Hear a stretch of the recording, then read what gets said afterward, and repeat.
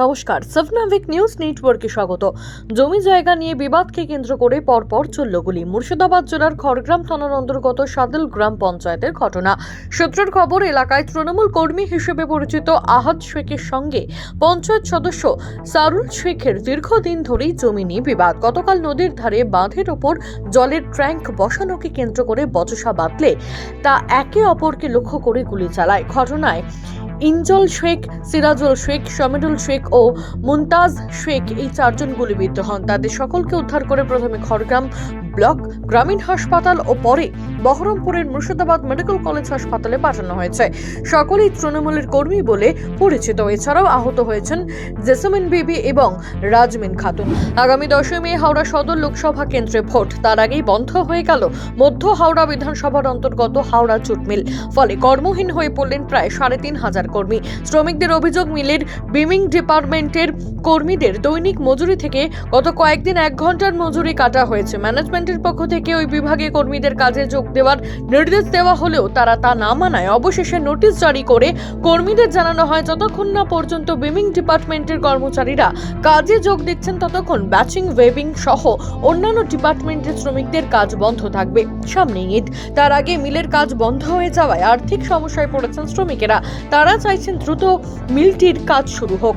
ফের নিয়ন্ত্রণহীন গাড়ি কাড়ল 2টি প্রাণ। এদিন নগর উকরার দিক থেকে হাবড়ার দিকে আগত একটি প্রাইভেট গাড়ি নিয়ন্ত্রণ হারিয়ে রাস্তার ধারে পরপর বেশ কয়েকজনকে ধাক্কা মেরে নবনিয়া তরুণ সংঘ এলাকায় ইলেকট্রিক পোস্টের ধাক্কা খেয়ে উল্টে যায়।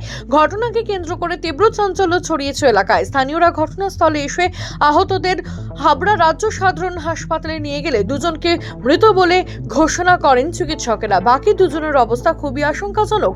ঘটনাস্থলে এসে পৌঁছায় অশোকনগর থানার পুলিশ এবং গাড়ির ভেতর থেকে প্রচুর পরিমাণে মদের বোতল উদ্ধার করে তারা। মদ্যপ গাড়ির চালক শুভঙ্কর সিং রায়কে আটক করা হয়। বর্তমানে তিনি হাবড়া রাজ্য সাধারণ হাসপাতালে চিকিৎসাধীন।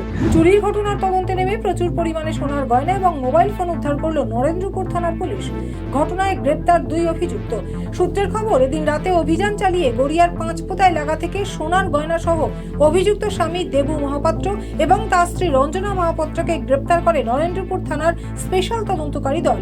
ধৃতদের বাড়ি রুবি হাসপাতাল এলাকায় হলেও তারা নরেন্দ্রপুর থানার গড়িয়া 5 এলাকায় ভাড়া থাকতো এবং সেখান থেকেই এই সমস্ত কাজকর্ম করত। ধৃতদের কাছ থেকে উদ্ধার হওয়া জিনিসের আনুমানিক মূল্য প্রায় কয়েক লক্ষ টাকা। তাদের সাথে বড় সড়ো চক্র কাজ করতে পারে বলে প্রাথমিক অনুমান পুলিশের। ধৃতদের বারুইপুর আদালতে পেশ করার পাশাপাশি তাদের সঙ্গে আরও কারা কারা জড়িত রয়েছে তার খোঁজ চালাচ্ছে পুলিশ। গোটা দেশের পাশাপাশি উত্তর দিনাজপুরের কালিয়াগঞ্জও একসময় কংগ্রেসের দখলে ছিল, তাই একতার দাপুটে কংগ্রেস নেতা প্রয়াত প্রিয়রঞ্জন দাসমুন্সির ঘাঁটি কালিয়াগঞ্জের বিভিন্ন এলাকায় ভোট প্রচারে বেরিয়ে কালিয়াগঞ্জ পুনরায় কংগ্রেসের দখলে আনতে সাধারণ মানুষের কাছে ভোট প্রার্থনা করলেন রায়গঞ্জ লোকসভা কেন্দ্রের কংগ্রেস প্রার্থী আলী ইমরান রামাজ ভিক্টর। এদিন তিনি প্রথমে বাম এবং কংগ্রেস নেতা কর্মীদের নিয়ে কালিয়াগঞ্জের তালতলায় কংগ্রেস কার্যালয় থেকে শুরু করে বাজারে ঢুকে পায়ে হেঁটে ভোট প্রচার সারেন। এরপর হুড খোলা গাড়িতে করে কালিয়াগঞ্জের বিভিন্ন এলাকায় প্রচারে বের হন।